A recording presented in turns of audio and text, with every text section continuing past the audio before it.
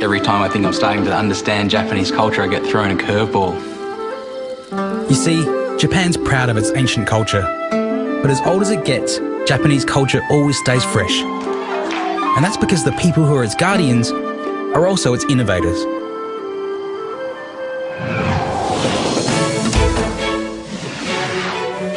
This time you'll meet some of those cultural innovators, including a man who makes magical miso. So is it about food or is it about culture? Both of them. 3 generations of divers, Itadakimasu. and a man who really loves his cattle. I think you're crazy. And of course, there's a great collection of delicious Japanese recipes. Wagyu steak with wasabi and tozajoyu.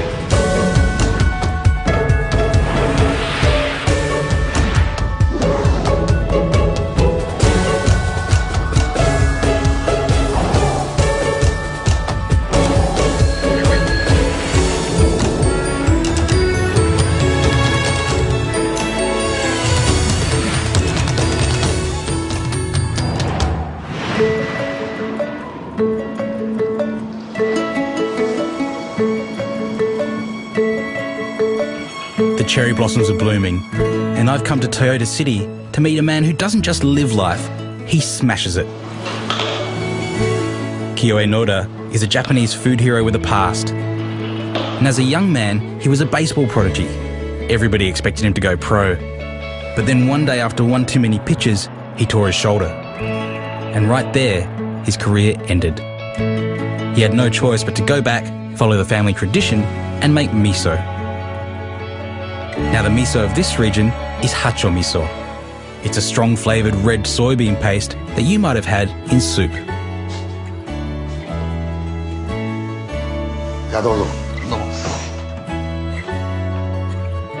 Hibachi grill, a very traditional way, Noda-san.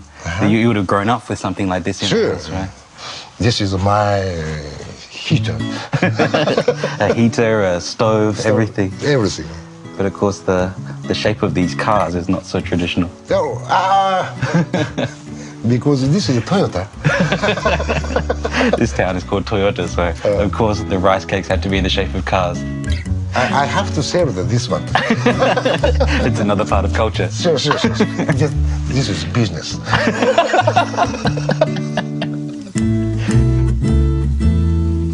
The traditional snack we're cooking over this hibachi grill is gohe mochi. It's simply cooked rice, pounded and shaped around a stick. The rice cakes are grilled, covered in sweetened miso paste, and then grilled again. Itadakimasu. Wow, oishii. Wow. And crispy rice on the outside is nice and toasty. It's all over my fingers. But the miso is sweet and almost fruity in a way. It doesn't taste like any miso I've had before. Japanese fast food that takes thousands of years to make. Kyoe is a busy man, but every week he finds time in his hectic schedule to teach kids all about miso. He's even built a school in his factory. Miso? 実はウサギのうんこだった。そう。知ってるな。実はこれ大豆の一粒なんだ。Kyoe considers this the most important part of his job because the future of Japanese culture is in the hands of these kids. And this is something Kyoe cares about deeply. In Japan, most of the people are becoming to forgetting everything. They're losing. Food, culture, philosophy is losing. We want to teach kids at first. And after that, kids can tell their parents.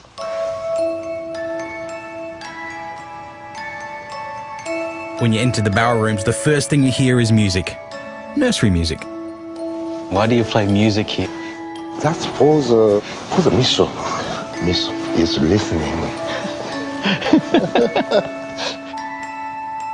Kyoe describes his technique for making miso as letting the miso make itself. But there are centuries of tradition at work here. Take these rocks, for example. They're from the centre of a fast-flowing river, because that's where the smoothest and most dense rocks gather.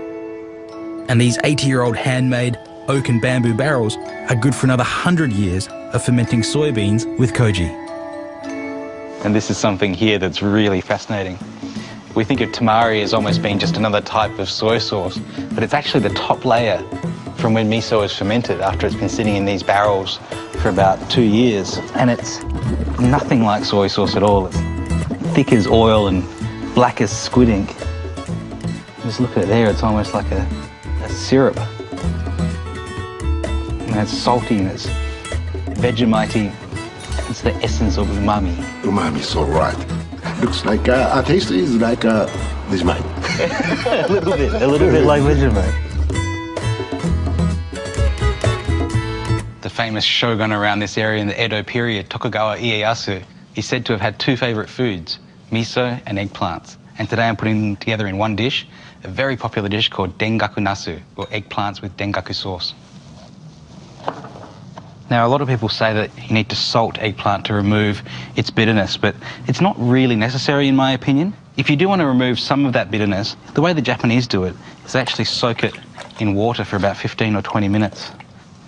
It's a really smart way of doing it because a lot of bitter compounds that are bitter to our taste are very water soluble, so soaking it in water will leach out some of those compounds. Of course, the main part of this sauce is this miso, hacho miso, or sometimes called red miso. And this is it here. I've taken this straight out of these barrels, so it's still got big chunks of soybean in there, but once you buy it in a supermarket or something like that, it will probably be quite smooth. I'm just going to put that into a mortar. This is called a surubachi in Japanese. Hacho miso really does need sugar to bring out its flavour. So 200 grams of miso to 100 grams of sugar. And I'll grind those together to make sure I get some of the bits out of the soybeans so it's a nice texture. Into that I'll add some mirin, sweet rice wine, and also some sake.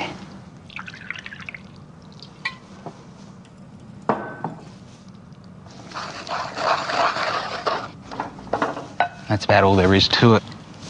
Looks like our eggplants are ready. So I'll just take those out and just a light score on these eggplants in a cross pattern. I like to use 2 skewers and thread them in at a V shape. That keeps the handles together so you can turn them easily. It also stops anything from spinning around. Brush them with just a touch of oil.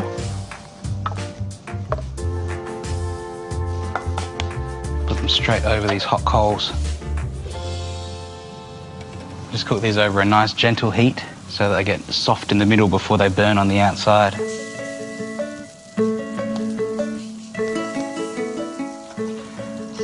These are looking quite good now. So here's our miso. Just a generous thick layer over the top of these eggplants. Back over the heat, just until that miso is bubbling and fragrant. I'm doing 2 of these scattered with sesame seeds, a really classic accompaniment, and 2 of them I'm going to put on some of these little guys. These are kinome, or the leaves of a prickly ash, or a mountain ash, in Japanese called sansho. I'm just going to add a touch of grated ginger, and that's it. Dengaku nasu, or eggplants with dengaku sauce.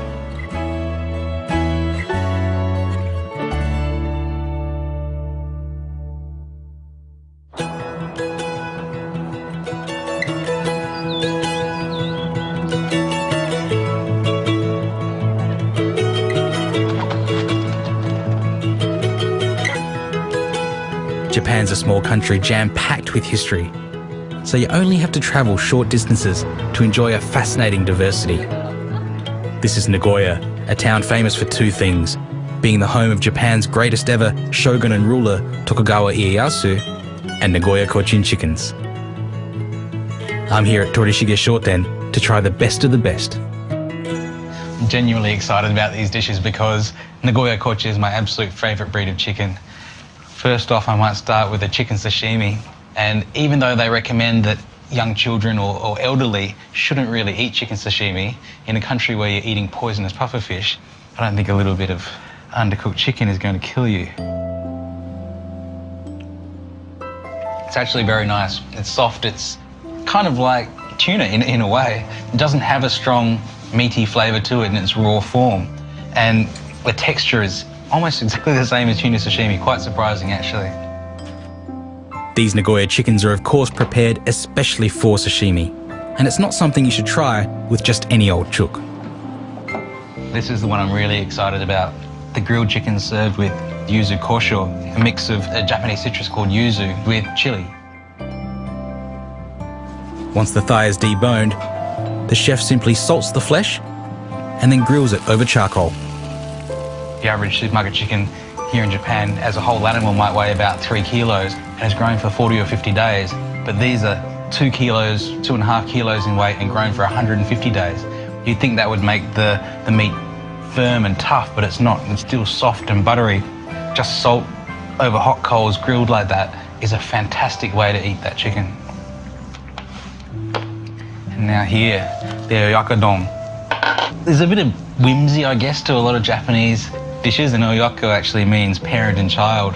It's called that because obviously you have the Nagoya cochin chicken, but also the egg in there. The chicken is half cooked over charcoal and then dipped in tare before simmering in a sweet broth of dashi and soy with Japanese leeks. Then gently beaten eggs are added and cooked until just softly set. The dish is served over rice. The soft eggs, firm chicken and really sweet flavour is just a fantastic combination. An hour down the road from Nagoya is Mie, home to one of Japan's oldest and most fascinating traditions, the amasan.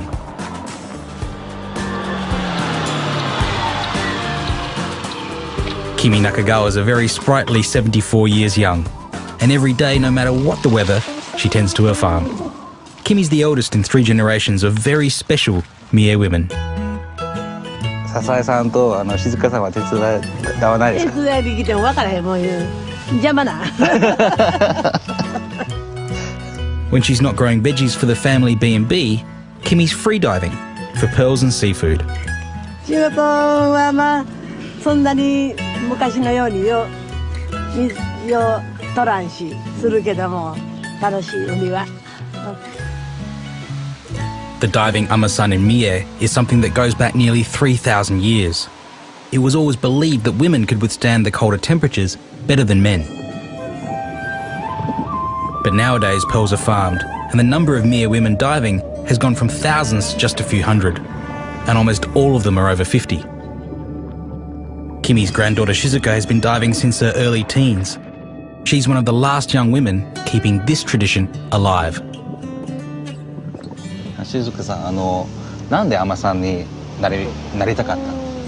やっぱ伝統的な文化を守りたかったし、海女さんって朝の9時から10時半って決まってるんですよ。でもその短い時間だけやから本当生活に変わりはなかったんで楽しんでやってます。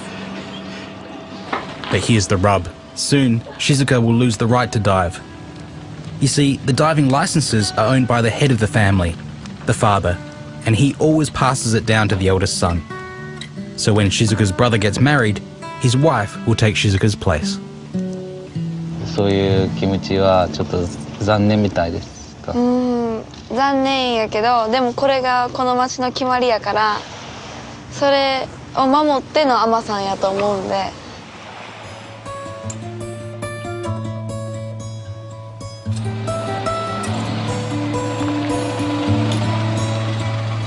I've been invited for dinner at the Nakagawa's B&B. Tourists come from all over Japan to meet the famous pearl divers and taste their fruits of the sea. This is Nakagawa-san, the patriarch of the family, and he's preparing the abalone for dinner. And he's making takikomi gohan, which is kind of rice where everything's cooked together. So the abalone and the other ingredients go into the rice and it's all steamed up. You don't get much fresher an abalone that's still wriggling around. I have had abalone sashimi before. I have to confess it's not my favourite. It's very crunchy and tough. But it does have a great flavour. It's got a wonderful abalone flavour. I'm really interested to see how the takikomi gohan comes out. Shizuka's mother, Sanae, is the head cook in this kitchen. First step, dashi stock has gone in, and rice cooked with dashi stock is really wonderful. Adding in there some soy sauce, mochotto desu ne, a little bit more soy sauce. Two different types of soy sauce, a light flavoured and a strongly flavoured. This is sugar going in. You can kind of imagine the flavour that's going to go into this rice as it cooks. First in that seaweed, and there's a little bit of a few other dried ingredients in there as well. The carrots from Granny's garden. Fried tofu. And this is going to cook in a rice cooker actually for about 40 minutes. And I've always been told that abalone is one of those things that you cook for 4 seconds or 4 hours because it can be very tough. Otherwise, even in its raw state, it's quite tough as well. There's absolutely no way I'm going to tell 3,000 years of abalone tradition how to cook abalone.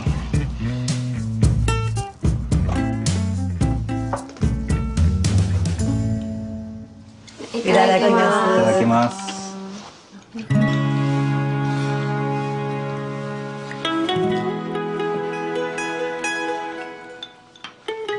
It's not how I would have cooked abalone, but it is impossibly tender with that wonderful, delicate flavour of the abalone that matches so well with the seaweed and the tofu and the other ingredients. I feel really privileged to be sitting here with 3 generations of the Ama-san, eating a dish that has been around possibly for thousands of years, unchanged, except this time we cooked it in a rice cooker. You kind of think maybe in 50 years or 100 years, or even as soon as Shizuka-san gets married, this kind of experience will be lost forever.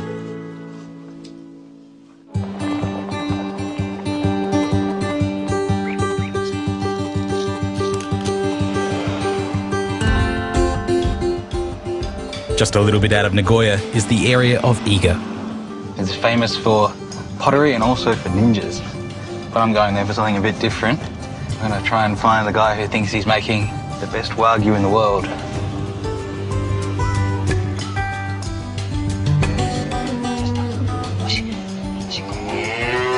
Yoshiki Okuda loves his cattle. They're wagyu, the native Japanese breed famous around the world for their marbled meat. Top cuts can fetch hundreds of dollars per kilo, but Okuda believes there's much more to it than simple genetics. Is it important that the cow's happy? そうですね。それが一番大事だと思います。 So that's the most important thing. Yeah, definitely. How do you make a happy cow? How? Make a good room and good feed and a good heart. 心で答えてくれるんですよ、目が。僕それを信じてるんです。 Let me show you something just through here that I find a bit special. This may not look like it, but this is Okuda-san's kitchen. And over here is where he mixes up his feed for his cattle. This is kind of like a top secret recipe. Soybeans, sake leaves, which are actually very often used in Japanese cooking. Mirin, sweet rice wine, beer leaves, even pineapple and plum wine. The amount of thought and care that he puts into the feed that he gives to these animals is quite extraordinary. So this is where you put together the feed. Yes. Are you a chef for cows? そうです。こだわりです。What is this stuff? これはビールカスって言ってビールを絞った時に出てくるやつなんですけど、この中にそのビール酵母っていう菌がいるんですよ。You hear about this a lot in Australia, that the wagyu farmers in Japan feed beer そう to です。 the... それの延長線上です。で僕はそのビールだけじゃなくてもっとこだわったのがこれなんですよ。でこれがみりん。 Right, right. Yeah, みりんのカスなんですけど。 This is the leaves from Japanese rice wine. Rice one, mirin. yeah, very sweet. The sweet one.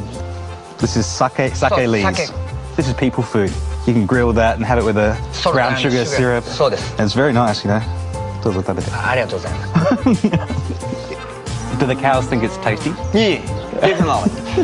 That's really だから fascinating. He 一匹 says, ずつに by the animal, he knows what they like. So there's certain animals that like more of the beer leaves and certain animals that like more of the mirin leaves. So as he's going around feeding them, he's giving them almost a diet that is perfectly tailored to each cow. 失礼ですけど, I think you're crazy. みんなに言われます。アホですってよく言う。本当ですよ。Clearly, Yoshiki is a passionate man, a real food hero, and it all started a long time ago. This is his family's other farm in the city, and when Yoshiki was just a boy, his dad gave him 100 chickens to get him interested in farming. He sold eggs to the local shops, which made him the richest kid in school, and that was cool, but being a boy farmer has shaped him into the man he is today.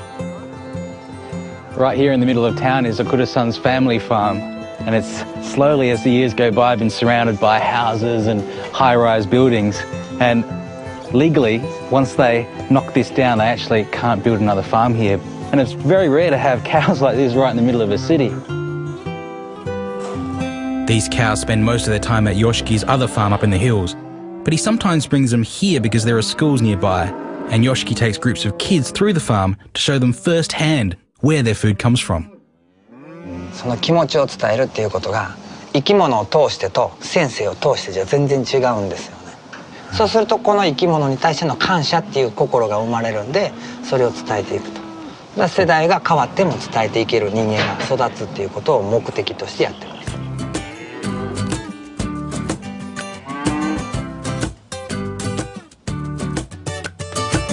One of my favourite ways to cook Japanese Wagyu beef is just fried as a steak. And in the West, we tend to want a steak to have all to our own. There's something a bit primal about that. But when it has this much marbling through it, it's fantastic to be able to share a big piece of beef with a few people. So I'm going to do one of my favourite ways of making Wagyu, which is just Wagyu with toza joyu and wasabi. Just to get started, toza joyu, some mirin, the sweet rice wine, and some sake. Toza joyu is actually a dipping sauce that's often used with sashimi, but I think it goes perfectly with steak as well. Our sake and mirin's boiling pretty vigorously now, and I've let that go for about 30 seconds. Turn the heat off. 2 cups of really good quality soy sauce in there. And then our old favourites, some kombu and katsuobushi, bonito flakes. This takes time, so I'll let this sit aside, covered, for about a day. After that's infused overnight, strain it through some cheesecloth, put it in a bottle and let that sit again for another couple of days, and even age it up to sort of 6 months, a year, even a couple of years. So I suggest making a big quantity. Now for the steak, and the secret to a good steak starts with a good fry pan. A really heavy base fry pan is absolutely vital, and I prefer to cook steak in a fry pan because you get the most amount of surface area, which gives you the highest heat and the best caramelisation. And we're serving it with a salty kind of soy sauce dipping sauce, but the salt is also really important to get that crust on the outside of the meat. And so I'm just going to grease it with a touch of the fat from the Wagyu. Just rub that around. And just drop that in there. People always say that a few minutes on one side and then a few minutes on the other is going to give you the perfect result, but that's really false. You can't tell how a steak's cooked by the amount of time it's been in a pan. So the only way to test a steak is to touch it with your fingers. And as you push in, you get to know the steak, you get to feel as it becomes more firm, it's more cooked, but with a bit of practice you'll get it perfect. It's probably time to turn our steak now. While the steak's cooking, I'm going to do a few little condiments to go with it. This is daikon radish, and this is called daikon oroshi, which actually just means grated daikon. I reckon that's done just right now. Now the most important thing when cooking steak is to rest it well. Make sure it's out of any drafts. Drafts will cool the steak down really quickly, and the rule of thumb is about half the time that it took to cook it.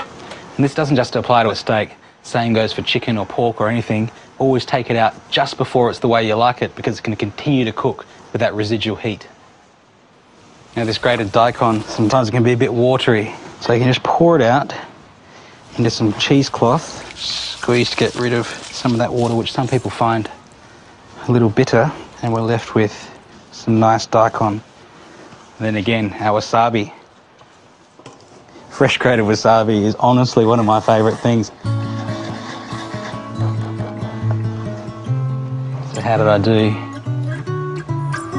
Yeah, that's good. And then with that daikon and wasabi, I just serve that on top of a slice of lemon. Of course, finally, our toza joyu. Wagyu steak with wasabi and toza joyu.